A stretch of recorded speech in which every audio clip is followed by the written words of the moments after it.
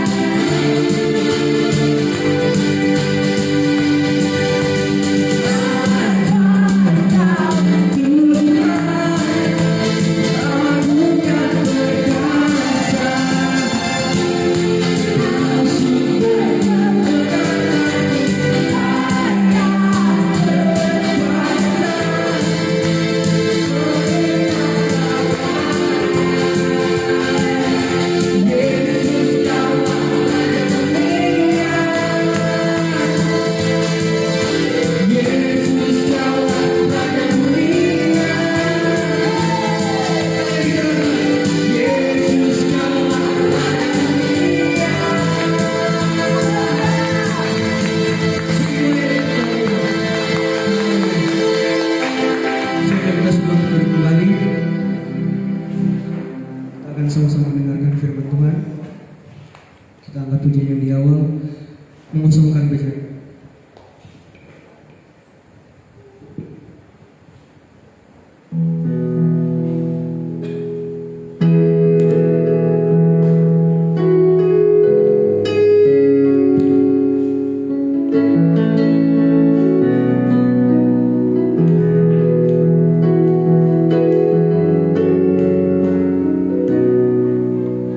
Tuhan, aku rela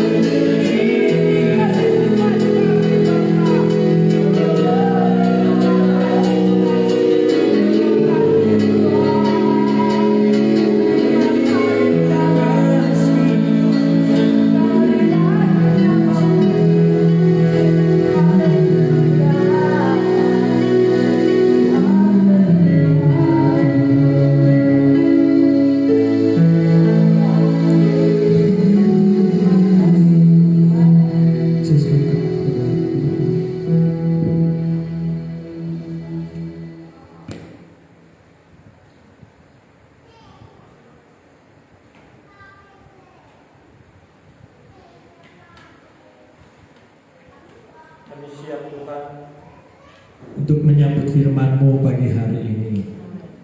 Bapa di surga, Bapa yang kami sembah dalam nama Tuhan kami Yesus Kristus, berbicaralah secara khusus bagi kami Tuhan.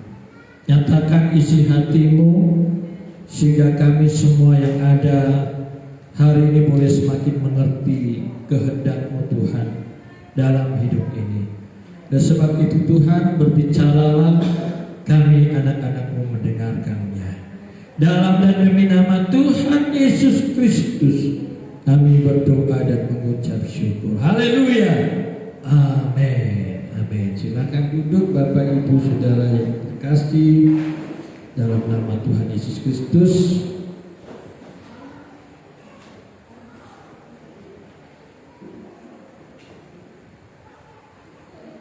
Shalom Bapak Ibu. Puji Tuhan. Kita semua siap menerima firman Tuhan ya. Hari ini untuk kita bersama-sama saudara sekalian menyambut kebenaran firman Tuhan. Ada sukacita? Ya, saya senang sekali lihat wajah-wajah saudara yang penuh sukacita. Ya, kita bersyukur buat anugerah dan kebesaran Tuhan yang ajaib dalam hidup kita hari lepas hari. Nah, saudara-saudara yang terkasih dalam nama Tuhan Yesus Kristus, selama kita hidup di muka bumi ini, jangan pernah merasa selalu aman, saudara. Karena apa? Karena selama hidup masalah itu tidak pernah berhenti. Oke, saudara. Kalau saudara mau berhenti masalah, artinya saudara minta Tuhan, saya selesai kontrak di bumi ini. Ya kan, saudara? Yalah. Karena hanya orang yang di kuburan itu yang sudah tidak lagi mengalami persoalan hidup, saudara. Tapi buat kita yang masih hidup ini, masalah itu tidak akan pernah berhenti, saudara. Akan terus silih berganti terjadi. Tapi saudara harus mengerti bahwa semuanya itu baik buat kita. Justru itu tanda-tanda kehidupan. Ya, tanda-tanda kehidupan di mana kita terus bergerak, kita terus berpikir, kita terus beraktivitas, kita terus bisa mempertimbangkan segala sesuatu dalam menghadapi setiap persoalan dan pergumulan hidup sampai kita jadi dewasa. Tuh. Nah, kita buka firman Tuhan saudara sekalian dalam kitab Yakobus pasal yang pertama ayat yang ke-12 sampai dengan ayat yang ke-18.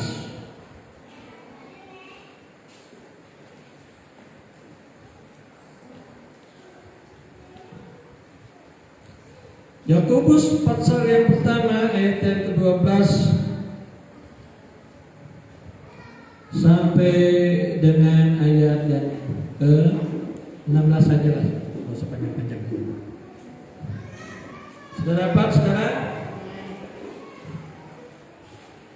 Ya, kita baca ini satu ayat yang ini, Yakobus 1 ayat 12. Demikian firman Tuhan. 2, 3. Berbahagialah orang yang bertahan dalam pencobaan, sebab apabila ia sudah teruji, ia akan menerima mahkota kehidupan yang dijanjikan Allah kepada barang siapa yang mengasihi Dia. Amin, saudara. Tuhan bilang saudara sekalian dalam kitab Yakobus ini, berbahagialah orang yang bertahan dalam pencobaan.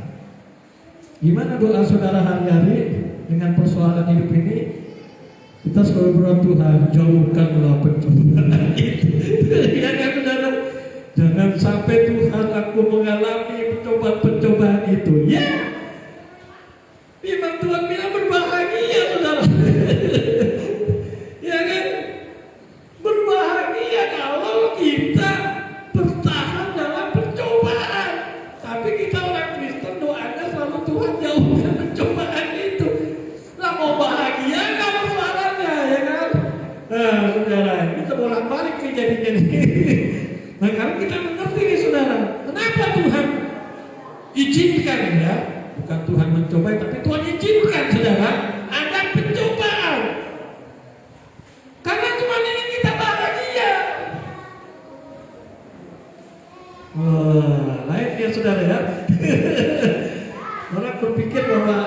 bahagia itu kalau nggak ada pencobaan, ya kan? Aman, nyaman. Tapi sebenarnya justru yang berbahagia itu yang banyak pencobaan. Karena Alkitab sendiri yang ngomong berbahagia. Oke, saudara, berbahagialah kamu bertahan dalam pencobaan. Kenapa? Sebab pencobaan itu akan membuat kita menjadi orang-orang yang tahan uji. Oke, saudara, yang kuat. Tuh, kalau kita nggak pernah mengalami pencobaan, mana bisa kita kuat, saudara? Mana bisa kita jadi orang-orang Kristen yang kuat di dalam Tuhan?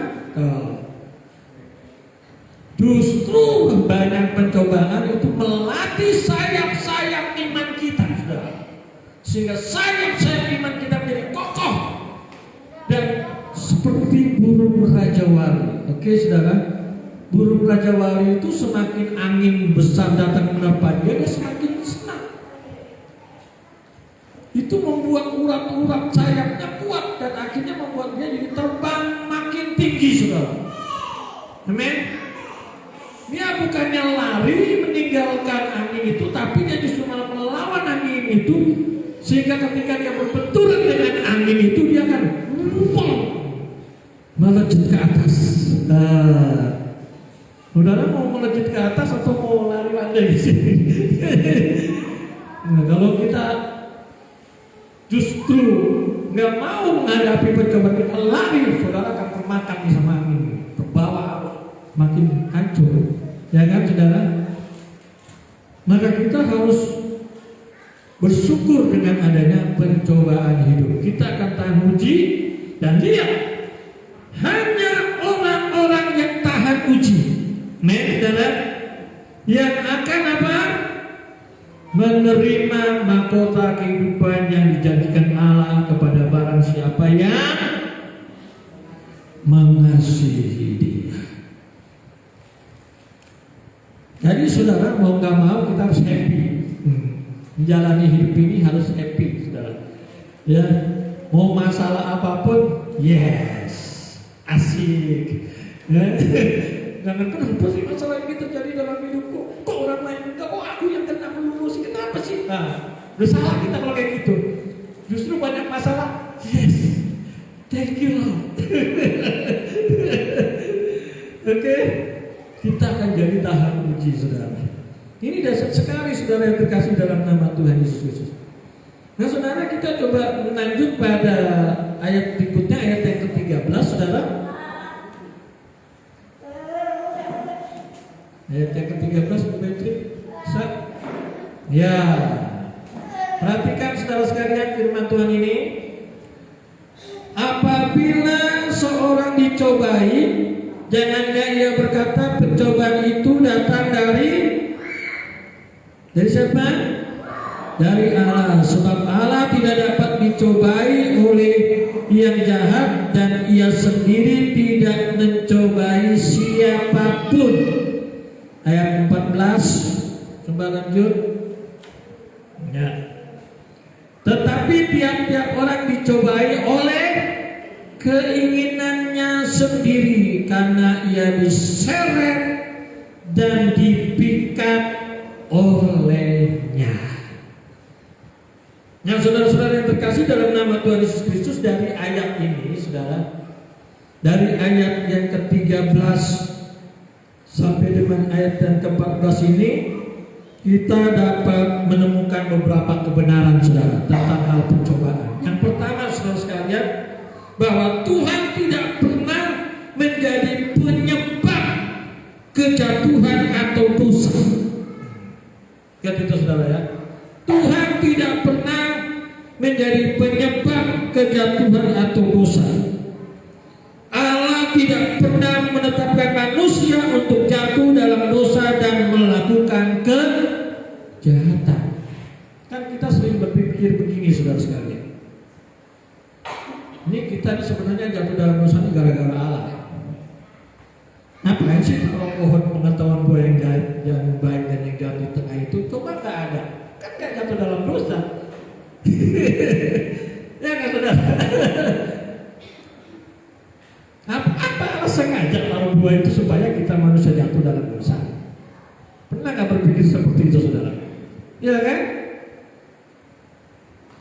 Tapi itulah uniknya Allah, saudara sekalian, bahwa Allah itu tidak pernah merancangkan untuk manusia bisa jatuh dalam dosa. Tapi Allah itu menciptakan manusia untuk memiliki kehendak bebas, saudara. Kehendak bebas. Manusia juga bisa menolak pada saat itu. Betul nggak, saudara? Manusia juga bisa berkata kepada si ular yang menggoda mereka dan berkata, tidak, aku tidak mau. Sebab Allah sudah berfirman, ini tidak boleh dimakan. Jadi kalau sampai manusia pada saat itu makan, itu pasti manusia sudah mempertimbangkan semuanya. Betul nggak, saudara? Sebelum manusia itu makan buah pengetahuan yang baik dan yang jahat itu, iblis kan goda kan?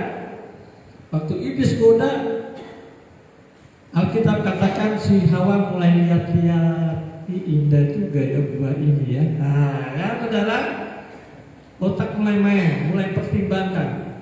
Tapi kan nggak boleh kata Allah. Tapi indah buah ini.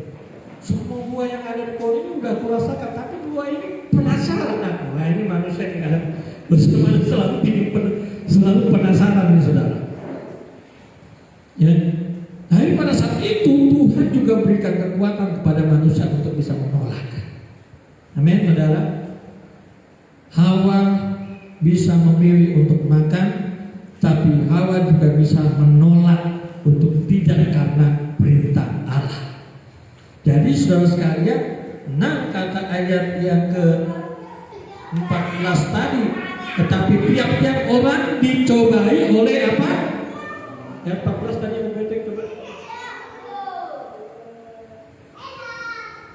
Tiap-tiap orang, saudara sekalian, tetapi tiap-tiap orang dicobai oleh keinginannya sendiri, saudara sekalian.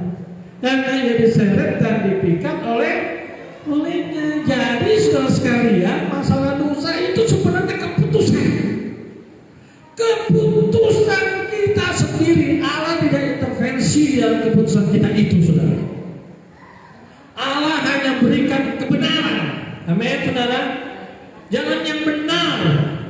Allah berikan perintah-perintahnya untuk keputusan melakukan dan menolak perintah-perintah Allah itu ada pada diri kita sendiri, saudara. Amin, saudara. Ada pada diri kita sendiri, saudara. Jadi sangat jelas sekali, saudara, bahwa Allah bukanlah penyebab yang membuat manusia itu jatuh dalam dosa. Ini terbantahkan, saudara sekalian. Karena keinginan kita lah yang menentukan itu. Amin, saudara. Allah berikan kebebasan dan Allah tidak menciptakan kita seperti robot yang sudah didesain nggak boleh melakukan itu. Enggak, saudara. Allah memberikan kehendak bebas buat saudara. Jadi kalau kita jatuh dalam dosa, itu adalah pertimbangan keinginan kita sendiri dan kita lah yang memutuskannya. Jangan kita nyalain Allah gara-gara Allah nih. Coba nggak ada masalah ini di hadapannya aku. Coba Allah jangan kasih masalah ini, pasti aku nggak jatuh dalam dosa. Nggak bisa, saudara. Kita yang putuskan. Amin, saudara. Kita yang putuskan. Ini bicara masalah keinginan kita, saudara. Keinginan kita menjadi puncak keputusan itu. Itu hebatnya Allah ya, kasih wewenang yang luar biasa buat kita. Amin, saudara, untuk memilih loh, saudara. Dahsyat Allah kita itu. Saudara harus bersyukur punya Allah yang tidak mengekang. Betul nggak, saudara? Yang tidak mengekang tapi memberikan kebebasan. Tapi setiap keputusan kita harus tahu bahwa semua punya konsekuensinya. Oke, saudara. Saudara memutuskan untuk tidak melakukan dosa, ada konsekuensinya. Saudara memutuskan untuk melakukan dosa, pasti ada akibatnya. Sama seperti Hawa, Adam dan Hawa. Kalau saja mereka berunding, saudara sekalian, si Hawa panggil suaminya, Pak, ini buah enak sebenarnya. Kita belum pernah rasa buah yang seperti ini. Aku sih penasaran sih, Pak. kalau berunding gitu. Terus mereka berembuk saudara sekalian dengan penuh. Wah, mungkin si Adam bisa bilang, Tuhan nggak mau kita makan itu. Tapi enak Pak, janganlah, jangan. Coba kita rasa sedikit aja. Coba gimana? Dampaknya aja kan sedikit aja, satu protes. Enggak satu buah itu, sekali gigit aja. Iya ya, bisa juga ya. Jadi keputusan itu mereka sendiri yang ambil. Allah nggak pernah ngomong, tiba-tiba gitu Alkitab nggak tulis, Hawa, hati-hati, tidak boleh memakan buah itu. Ingat, Allah nggak ngomong begitu, ya nggak saudara? Di situ Allah diam, walaupun Allah tahu. Allah diam dan Allah menyerahkan semuanya pada keinginan kita. Oh saudara, kita yang memutuskan. Ya kan saudara? Kita yang memutuskan mau memakan atau tidak. Ternyata Adam dan Hawa memilih makan. Akhirnya diusirlah mereka jatuh dalam dosa dan diusirlah mereka dari Taman Eden. Akibatnya fatal sampai akhirnya kita harus menderita di bumi ini. Aturan bumi ini jadi surga. Saudara, buat kita. Kalau Adam dan Hawa memiliki keinginan yang benar, saudara, dan memutuskan yang terbaik, saudara, pasti kita akan menikmati hal-hal yang luar biasa. Tapi itulah keputusan. Jadi yang pertama itu, saudara sekalian, dari kebenaran firman Tuhan, Yakobus 1 ayat yang ke-13 dan 14, bahwa Allah tidak pernah menjadi penyebab kejatuhan manusia dalam dosa. Amin, saudara.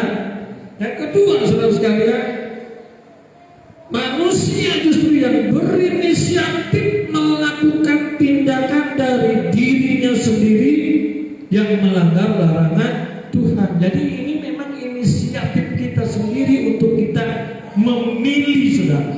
Ya. Inisiatif kita sendiri untuk memilih.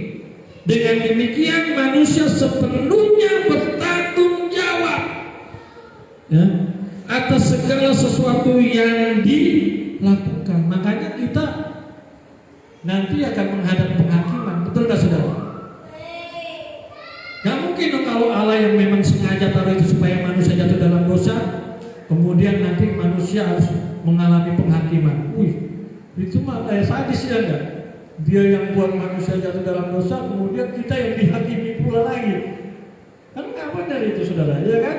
Makanya jatuh dalam dosa itu nggak ada intervensi Allah di dalamnya. Itu full keputusan kita, saudara. Makanya nanti ada penghakiman. Ya, seorang hakim kan nggak boleh ikut ambil bagian dalam kejahatan itu. Kalau dia hakim yang ikut ambil dalam kejahatan itu terus dia menghakimi, wah ini benar-benar hakim gak benar, ya nggak saudara? Dia nggak bisa begitu. Hakim itu harus orang yang di luar, saudara sekalian, dari segala perbuatan kejahatan yang dilakukan oleh terdakwa. Dia nggak boleh ada ambil bagian di dalam kejahatan itu, baru dia bisa menghakimi. Nah begitu juga Allah, saudara. Dan juga saudara, makanya dosa itu adalah full sepenuhnya inisiatif kita. Amin, saudara. Itu pilihan hidup kita. Dan pilihan hidup kita itu bukan cuma sekedar bisa jatuh dalam dosa, tapi pilihan hidup kita juga sebenarnya bisa melawan dosa itu, saudara. Allah itu menciptakan manusia itu kan mulia. Amin, saudara. Seperti Allah. Artinya manusia bisa memilih untuk melakukan dosa, tapi manusia juga punya kekuatan untuk diberi kekuatan untuk menolak dosa itu, saudara. Benar. Tinggal bagaimana kita mengambil keputusan endingnya. Itu yang menentukan akhir hidup kita. Tadi saudara-saudara yang terkasih dalam nama Tuhan Yesus Kristus, sepenuhnya kita akan ikut mengambil bagian atau bertanggung jawab dari segala dosa yang sudah kita lakukan. Allah tidak mengambil bagian dalam kesalahan yang dilakukan oleh manusia, saudara. Tidak.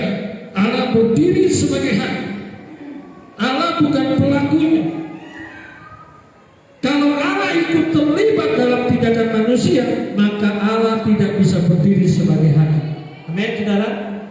Kalau Allah terlibat, saudara sekalian, dalam tindakan dosa manusia, berarti Allah tidak bisa berdiri sebagai hakim. Hakim itu harus berada di luar tindakan yang dihakimi.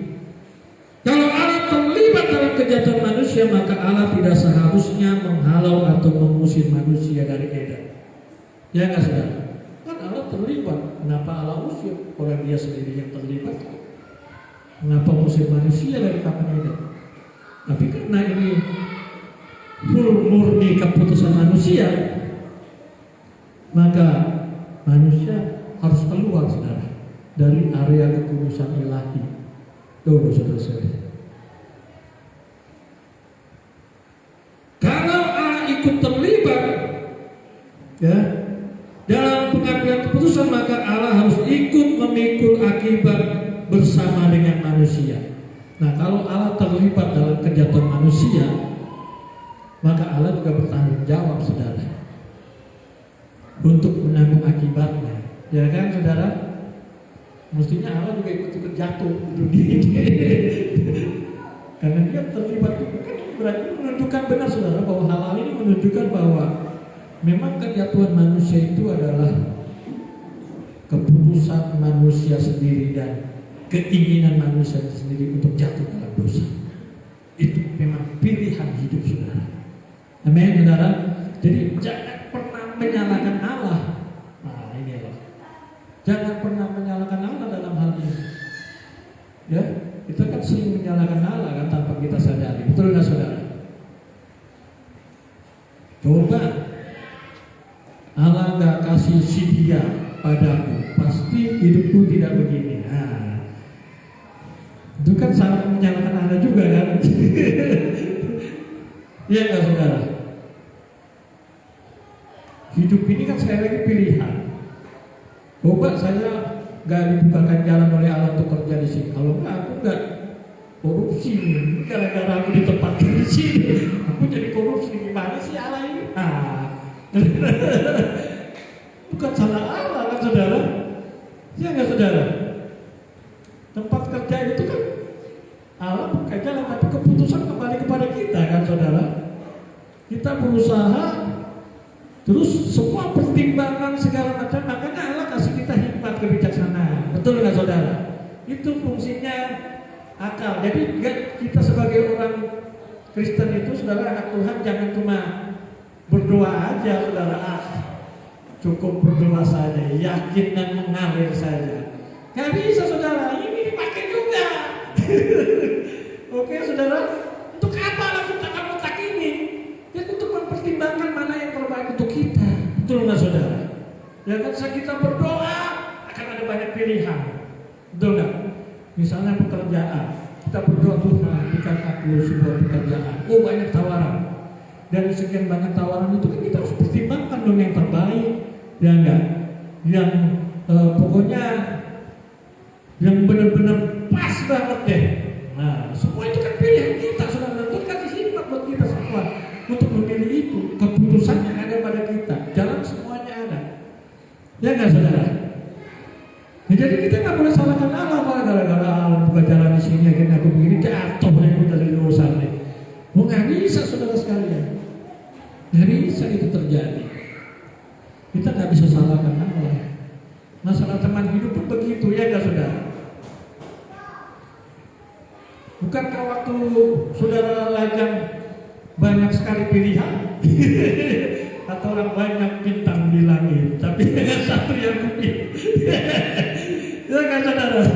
Banyak bintang di langit, tapi hanya satu yang kupilih. Nah, waktu kita pilih itu kan kita berdoa. Ya nggak, saudara? Berdoa, tapi jangan cuma berdoa tutup mata ya. Buka mata, pakai otak kita. Ya nggak, saudara? Kita pilihlah dari sekian yang datang. Nah, baru yang cocok dengan firman Tuhan, Wah, inilah pilihan Tuhan. Oke, saudara. Nah, dan setelah berjalan jangan kita menyesal dan menyalahkan Allah. Gara-gara Allah kasih dia begini, nggak bisa juga, saudara. Semua punya konsekuensi dalam setiap pilihan. Amin, saudara. Semua punya konsekuensi dari setiap pilihan. Oleh sebab itu, saudara yang terkasih dalam nama Tuhan Yesus, kita tidak bisa menyalahkan Allah, apalagi menyalahkan iblis. Wah, kenapa? Ya iblis memang udah dari sononya udah salah, saudara. Nggak usah disalah-salahin, dia udah salah. Kita nggak perlu mempersalahkan dia.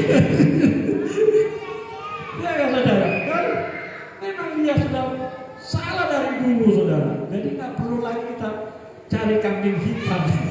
Istilahnya si iblis ini selalu kambing hitam kan.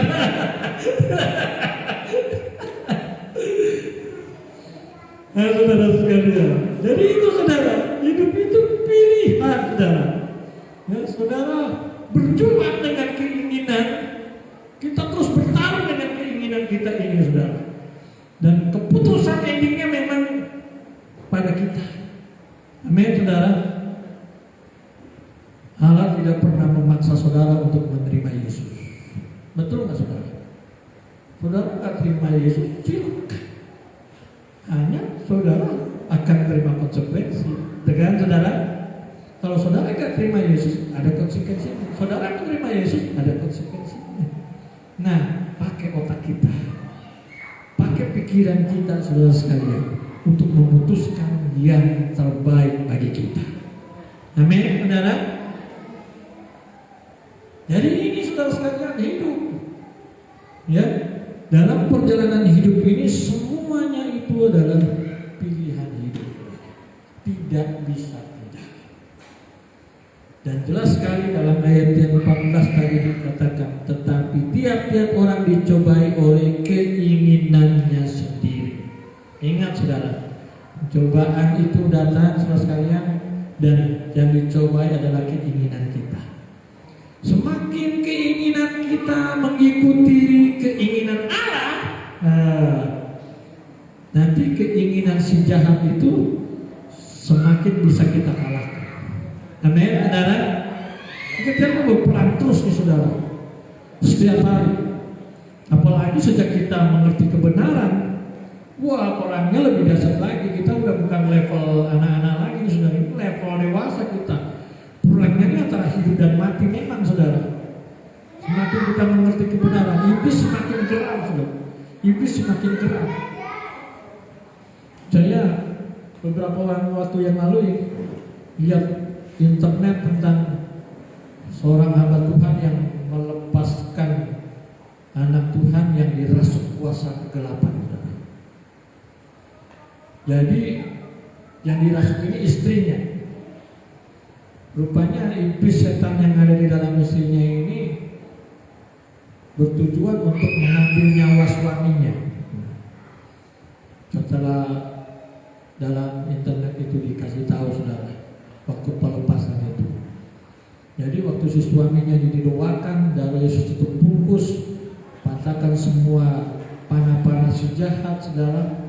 Wah, si setan ini menangis merawat, tidak, ini jiwaku sayang, ini jiwaku kasih, ini jiwa yang aku tidak mau lepas. Oh, saudara sekalian, wah, luar biasa sekali sih di sini dalam berjuang untuk merekrut jiwa seseorang. Jadi, saudara, peperangan kita ini peperangan yang luar biasa sekali, saudara.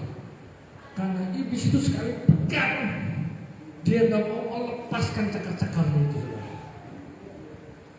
Ya, dia nggak mau, saudara. Dia mau itu terus sampai dibawa kepada kebinasan yang kekal. Oh, saudara. Jadi makanya, saudara sekalian, dibutuhkan kesungguhan yang luar biasa untuk kita menjadi orang Kristen yang serius, saudara. Karena musuh kita yang satu ini, si jahat ini, saudara, selain penipu, dia licik. Oke, saudara, dia licik dan dia tahu keinginan-keinginan kelemahan kita dalam keinginan-keinginan, saudara. Dia ngerti benar, saudara. dan dia akan menyerang kita dalam hal keinginan-keinginan yang merupakan kelemahan kita. Tuh. Dia main dan dia serang di situ. Begitu kita kena, saudara, pegang terus kuat, saudara. Dan tidak mau dia lepaskan.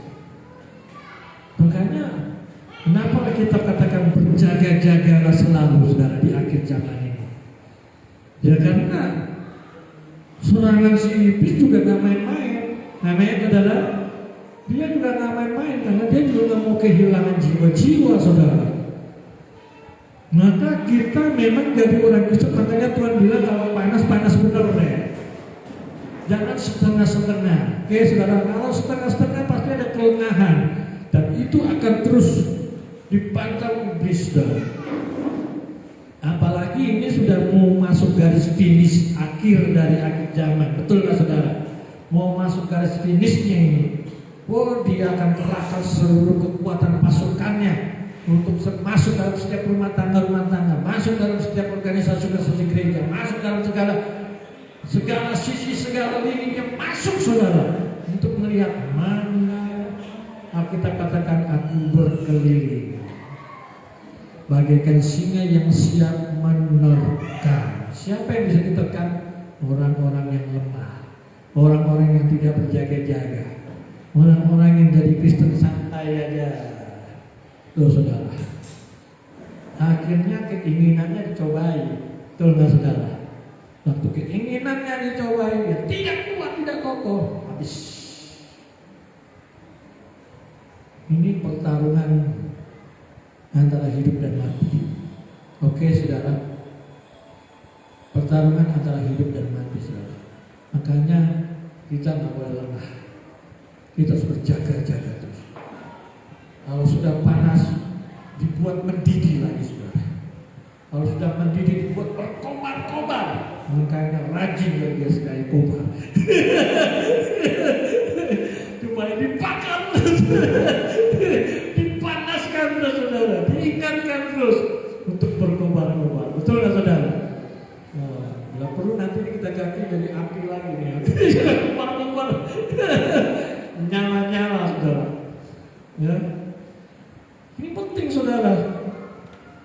Sehingga saudara sekalian, membuang keinginan kita ini, karena ketika kita semakin berkobar-kobar dan menyala-nyala hidup rohani kita, nanti keinginan hati kita itu akan matching, akan menyatu dengan keinginan hati Allah.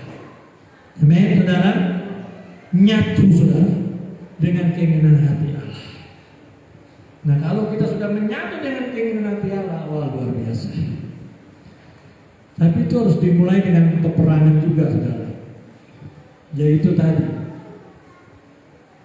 harus memutuskan keinginan-keinginan di dalam berkenan di hadapan Allah itu. Kita harus katakan tidak. Memang awalnya susah, betul nggak saudara? Untuk berkata tidak pada keinginan-keinginan daging dan pada keinginan-keinginan kuasa kegelapan itu, saudara, awalnya susah. Tapi kalau sekali, dua kali, tiga kali terus kita katakan tidak, kita dibawa terus. Ya, level rohani kita dibawa terus. Nanti ada lagi ujian ini, tidak, mau naik lagi, saudara. Lama-lama nanti keinginan hati Allah itu akan kita akan semakin mendekat pada keinginan hati Allah. Amin, saudara. Waktu kita di sini fokus pada keinginan hati Allah, ya. Lewat kebenaran firman Tuhan, lewat persekutuan dengan Allah dalam doa dan seterusnya, lewat peribadatan, saudara sekalian dan lain sebagainya.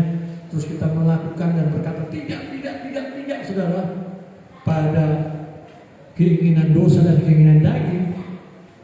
Wah, kita semakin menyatu dengan kehendak Allah.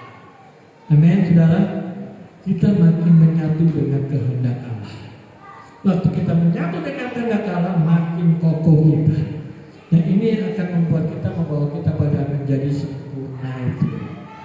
Amin, saudara. Akhirnya kita menjadi sempurna. Kenapa? Karena keinginan Allah dan keinginan kita menyatu. Ini keinginan kita, ini keinginan Allah. Kita di sini selalu memandang keinginan Allah.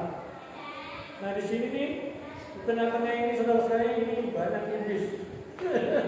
Banyak tantangan, banyak persoalan saudara sekalian. Ya, semakin kita berkata tidak pada persoalan yang membawa kita pada keinginan daging, naik dengan kita memandang keinginan Allah. Naik, kita berkata tidak terus, kita berkata tidak terus, naik kan, akhirnya nyatu. Akhirnya saudara, kita, keinginan kita dan keinginan Allah menyatu.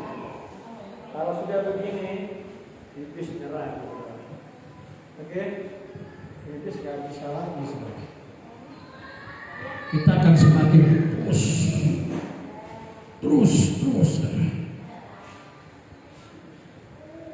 Nah, ini yang Tuhan mau dalam hidup berkesenangan kita. Amin, saudara. Ini yang Tuhan mau. Jadi pilihan itu kembali kepada saudara. Juga sebaliknya saudara sekalian, kalau kita tidak mau mengikuti keinginan Allah, atau kita berkata yes pada keinginan daging dan keinginan si jahat, saudara sekalian, kita nanti justru akan dibawa, diseret ke bawah, saudara. Ya. Dari keinginan Allah, ini kita di sini, saudara sekalian, kita berkata yes kepada keinginan daging, kita turun. Yes kepada keinginan daging, turun. Makanya makin jauh kita dari Allah. Ya kan, saudara? Maka kita nggak akan ketemu. Nah, iblis akan bawa terus saudara cengkramannya sampai masuk di kekekalan dalam kebinasaan. Tuh, maka kita terhilang. Dan ini keputusan kita. Amin, saudara. Allah yang menyediakan jalan lewat Yesus Kristus, lewat Roh Kudus, lewat firman Allah, lewat hamba-hamba Tuhan, menyuarakan jalan untuk kita pilih terus yang terbaik dalam hidup ini. Kenapa kita setiap minggu harus datang ke gereja? Dengar berita Tuhan, dengar jalan Tuhan, dengar keinginan Tuhan. Amin, saudara. Supaya kita terus diingatkan akan keinginan Allah, diingatkan terus akan keinginan Allah, diingatkan terus supaya ketika kita menghadapi hari-hari perjalanan hidup kita ini, kita hanya mengikuti keinginan Allah, bukan keinginan kita sendiri. Nah, ini saudara sekalian, jadi keinginan kita lah yang menentukan apa jadinya kita nanti. Amin, saudara. Ketika kita berhadapan dengan berbagai macam persoalan hidup, saudara, ingat, saudara diminta untuk memutuskan. Ya, diminta untuk memutuskan. Mau mengikut keinginan Allah atau keinginan diri sendiri atau keinginan kuasa kegelapan. Saya pilih. Semakin kita mengikuti keinginan Allah, semakin kita disempurnakan dan semakin menjadi sempurna. Ya, saya berharap kita semua yang ada di sini dalam peperangan keinginan ini hanya keinginan Allah menjadi prioritas kita. Amin, saudara. Hanya keinginan Allah menjadi prioritas dan fokus kita. Sehingga setiap tantangan apapun yang kita jalani, saudara, ending keputusannya selalu sesuai dengan keinginan Allah. Amin, saudara. Kita serahkan semua keputusan pada Allah. Bukan kita sendiri. Wah, ini sesuai dengan keinginan Tuhan, inilah yang harus jadi. Tuhan, bahkan kita sering mengatakan Tuhan, ini ya, keinginan ini yang bagus Tuhan. Saya ingin supaya ini jadi. Dalam nama Tuhan. Aku keren firman Tuhan. Yes, ini jadi.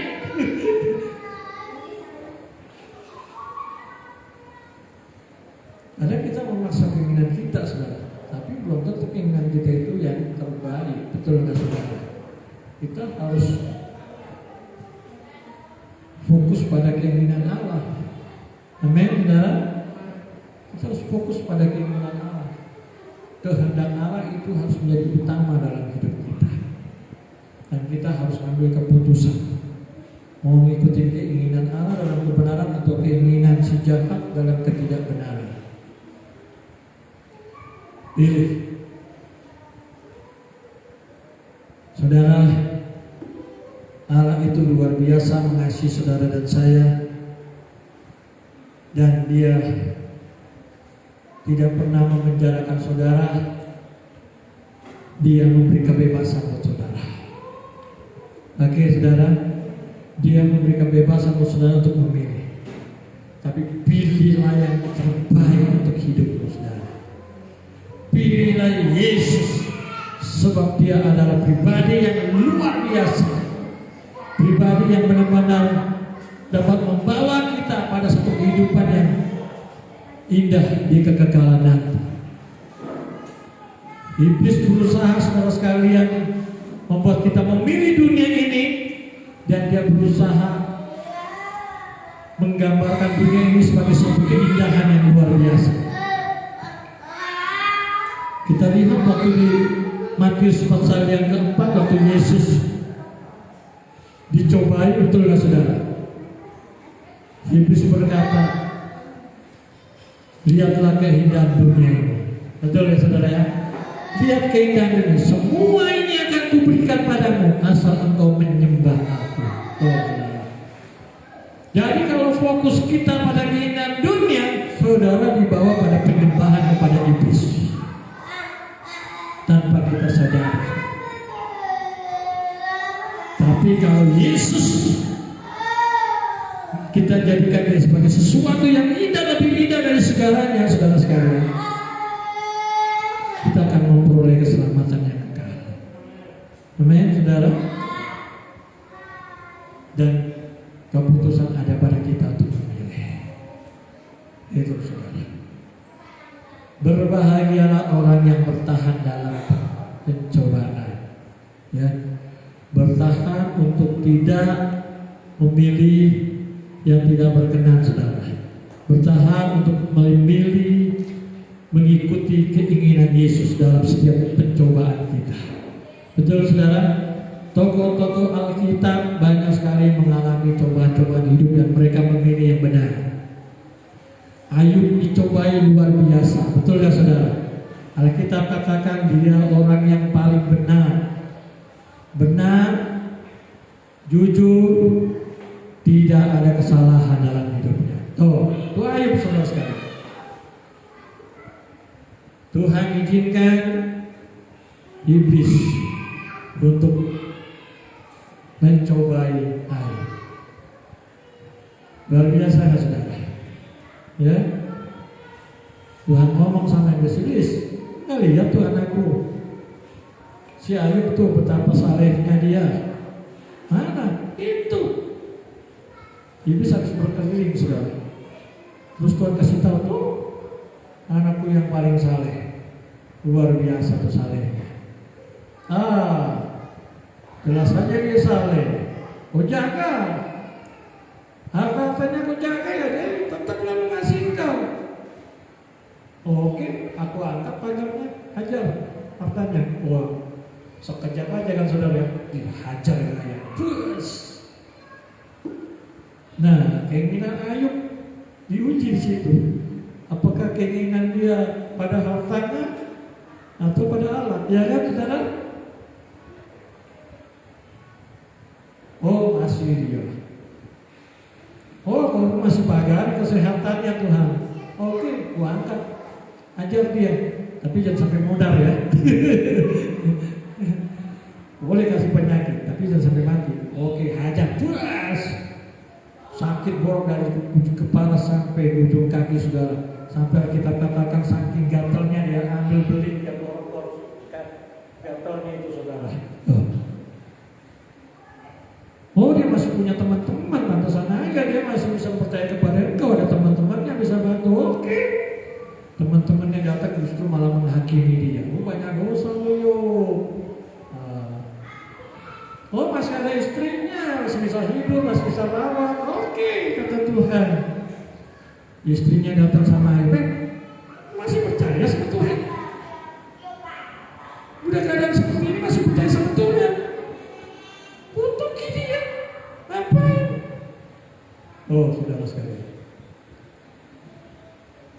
Tapi Ayub berkata, Tuhan yang memberi, Tuhan yang mengambil, terpujilah Tuhan. Wah, itu waktu Ayub ngomong gitu tuh hati Tuhan tuh meleleh.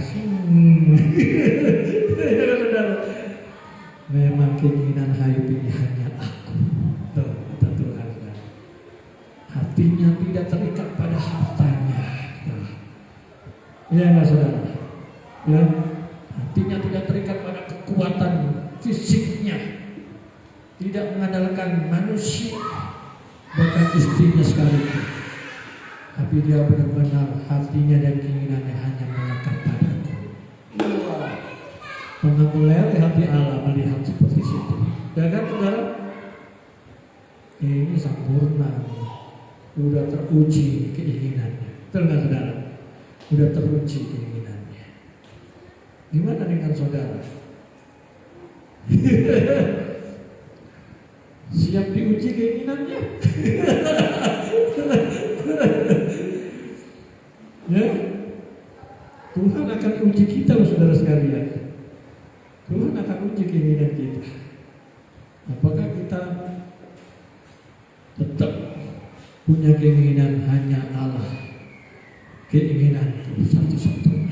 Saudara, harta dunia ini boleh hilang semuanya, tapi jangan yang satu itu, yaitu Allah. Dia harta satu-satunya. Saudara, Tuhan, aku rela, ya kan saudara, mengosongkan bejana diriku ini. Ini lagu ini serem juga loh saudara. Ya, lagunya serem asik. Artinya ini bicara tentang kita harus melepaskan segala keinginan-keinginan duniawi. Oke saudara, keinginan-keinginan dapat menyeret kita menjauh dari kehendak Allah. Ya. Tapi kalau ini dinyanyikan terus dan kita menghayatinya, kita menyatu dengan lagu ini, wah dahsyat kita saudara. Dahsyat. Saat ku pulang menghadap Bapa, hanya siapa? Hanya Engkau yang ku miliki. Ya betul saudara sekalian. Saudara mau bawa apa? Ayub bilang dengan telanjang aku datang, pulang telanjang juga saudara. Nantinya gak ada yang bisa kita bawa. Dan kita pikir dengan harta kekayaan yang kita punya ini kita bisa bawa ke surga nanti. Dan kita tenang-tenang saja di dunia mana gitu saudara ya. Aman, jadi gak usah takut. Nah, gak bisa saudara, itu tak laku itu. Ya gak saudara? Hanya Allah yang kita punya. Tuh. Hanya Dia saudara. Makanya fokus kita itu hanya Dia. Hasrat dan keinginan kita itu hanya Allah. Gairah kita itu harus hanya Allah saudara. Amin. Harus kita bawa semua pada satu fokus itu saudara. Apalagi hidup di dunia zaman sekarang ini saudara nggak lama, betul nggak saudara? Nggak lama, cuma sebentar aja. Makanya kita harus fokuskan keinginan kita hanya sesuai dengan keinginan Allah. Kita harus berjuang saudara. Kita harus berjuang melawan segala keinginan-keinginan yang tidak berkenan di hadapan Allah. Karena ujian-ujian akhir-akhir ini adalah ujian-ujian keinginan. Ya, ada banyak keinginan kita. Ya. Ada banyak keinginan kita di dunia ini, saudara. Banyak sekali keinginan kita. Tapi kebanyakan dari keinginan kita itu adalah keinginan yang hanya untuk kepentingan kita sendiri. Betul nggak saudara? Ya. Nah, kita harus membesar kapasitas keinginan Allah itu terjadi saudara, dan menguasai keinginan kita.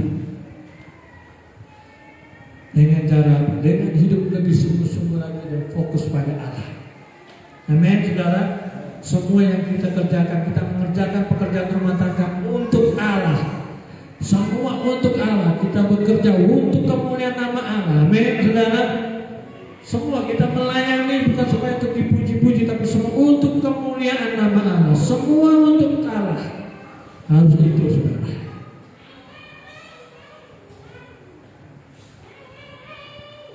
Biarlah keinginan kita benar-benar semakin hari semakin sesuai dengan keinginan Allah. Dan terus berjuang saudara, hari lepas hari, untuk selalu mengikuti keinginan Allah dalam hidup ini. Amin saudara. Ingat saudara sekalian, jangan pernah menyalahkan Allah dalam hidup ini. Ya, jangan pernah menyalahkan Allah, tapi berjuanglah terus untuk seirama dengan keinginan Allah. Oke saudara, kalau kita seirama dengan keinginan Allah, nanti Tuhan pulihkan. Pilihan-pilihan yang mungkin pernah salah kita buat akan dipulihkan, saudara. Ketika kita seiring berjalan sesuai dengan keinginan Allah. Amin, saudara. Jadi terus berjuang dan terus belajar untuk selalu mengikuti apa yang Allah mau, bukan apa yang kita mau, tapi apa yang Allah mau. Maka Tuhan akan memulihkan hidup kita.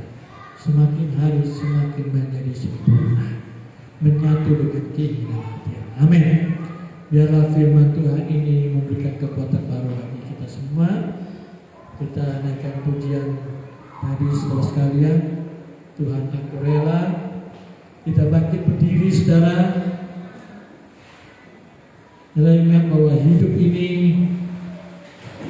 adalah peperangan. Jangan kita selalu dibawa pada keinginan-keinginan duniawi ataupun keinginan-keinginan surgawi. Dan itu kita harus memilih yang terbaik. Dan sebab itu miliki hubungan yang makin erat dengan Allah, supaya kita punya kepekaan yang lebih dalam untuk berjalan sesuai dengan keinginan Allah.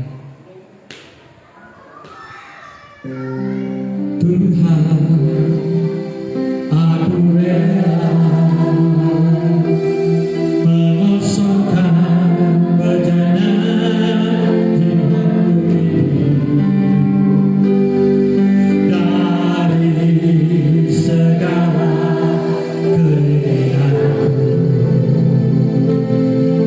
dan semua hasrat pribadiku.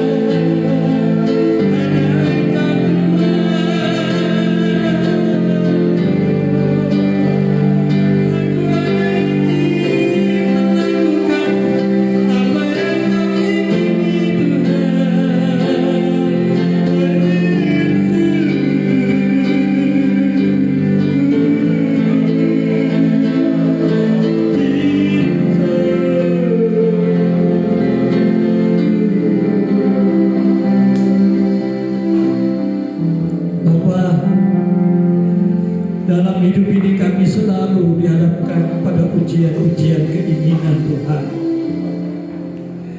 Iblis berusaha Tuhan memberikan hal-hal yang indah dari dunia ini, supaya hati kami dan keinginan kami tertarik ke sana.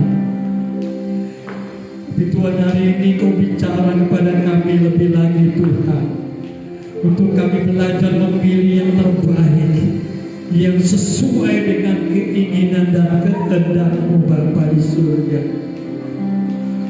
Kalau dulu ketika kami belum mengenal Engkau, kami tidak punya pilihan.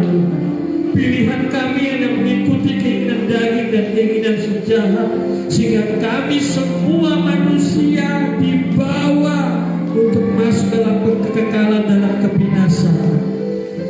Tapi keselamatan yang Kau telah berikan dengan kedatangan-Mu ke dunia ini menebus kami dari segala dosa, membuka jalan bagi kami untuk dapat memilih Engkau dan kehidupan dan kebenaran Bapa di surga. Segala perjuangan dalam hidup kami Tuhan untuk memilih, hari lepas hari kami dibawa pada pilihan-pilihan. Tolong kami Tuhan, supaya kami semakin memiliki kepekaan untuk selalu mengikuti keinginan-Mu Tuhan. Ajar kami untuk menyangkal diri, menyangkal segala keinginan-keinginan duniawi kami Tuhan. Ajar kami terus lewat setiap kebenaran-kebenaran yang kami dengar dan kami renungkan. Biarlah pikiran hati jiwa kami diisi oleh kehendak-kehendak-Mu Bapa, sehingga dalam setiap pertarungan hidup Tuhan, dalam pertempuran dalam hal keinginan, kami selalu memilih Engkau dalam hidup ini. Dan pilihan kami kepada Engkau hari lepas hari Tuhan akan membawa kami menjadi pribadi yang tahan uji. Dan ini akan membawa kami pada kesempurnaan dan akhirnya kekekalan bersama dengan Engkau Tuhan. Bapa, menyerahkan sidang jemaat-Mu di tempat ini Tuhan. Hamba bersama sidang jemaat-Mu, Engkau Allah akan menolong kami semua Tuhan, untuk memilih Engkau selalu dalam hidup ini, untuk memilih hidup dan kebenaran Tuhan dalam hidup ini. Hari lepas hari Tuhan, biarlah kami terus Tuhan memilih Engkau. Terima kasih banyak Tuhan buat kebenaran firman-Mu. Kami bersyukur buat renungan firman-Mu ini Tuhan, menjadi kekuatan dan peringatan buat kami selalu Bapa. Terpujilah nama-Mu kekal selama-lamanya. Kami berdoa dan mengucap syukur Tuhan. Berkati Tuhan bangsa dan negara kami Indonesia. Terus Tuhan bawa bangsa ini Tuhan jadi bangsa yang benar-benar diberkati oleh-Mu ya Bapa. Kuasa Allah menyertai para pemimpin-pemimpin negara kami di dalam memimpin bangsa ini, untuk mereka Tuhan boleh melakukan, menjalankan pemerintahan ini dengan takut akan Engkau Tuhan. Bapa menyerahkan Bapak Presiden Jokowi bersama wakil dan para menteri, serta Tuhan jajaran-jajaran pemimpin di daerah, sampai kepada yang terendah RT RW. Allah, kami serahkan mereka semua dalam tangan-Mu Tuhan. Biarlah keinginan ilahi, keinginan yang benar Engkau taruh di dalam hati mereka dalam menjalankan tugas dan tanggung jawabnya, sehingga bangsa ini boleh sejahtera secara merata Tuhan. Bapa, kami menyerahkan bangsa ini dalam tangan-Mu. Terima kasih banyak. Kami berdoa untuk gereja-Mu Tuhan. Jadikan gereja Tuhan adalah gereja yang benar-benar menyatakan isi hati Allah, yang benar-benar menjadi gereja yang terus menyuarakan kehendak dan keinginan Allah, sehingga setiap umat yang bergereja terus dibawa pada keinginan dan kehendak Allah, hidup semakin berkenan dan menyenangkan akan hati Allah. Kami serahkan ke dalam tangan-Mu ya Bapa di surga gereja.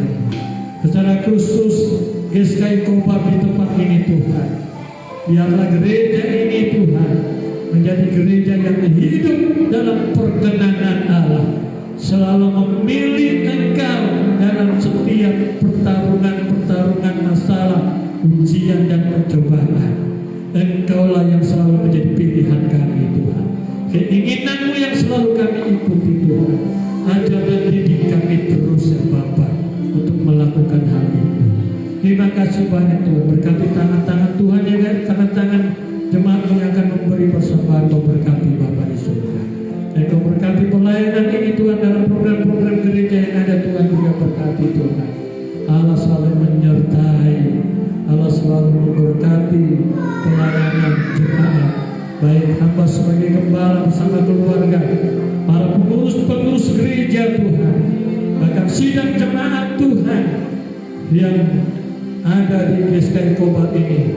Engkau berkati Tuhan. Kami juga bersyukur kepada-Mu, Kau sudah tolong Bapak Monang Bapak Tuhan boleh dilantik menjadi pejabat GSKI Tuhan beberapa hari kemarin Tuhan. Terima kasih banyak Tuhan buat kepercayaan yang Kau berikan baginya Tuhan.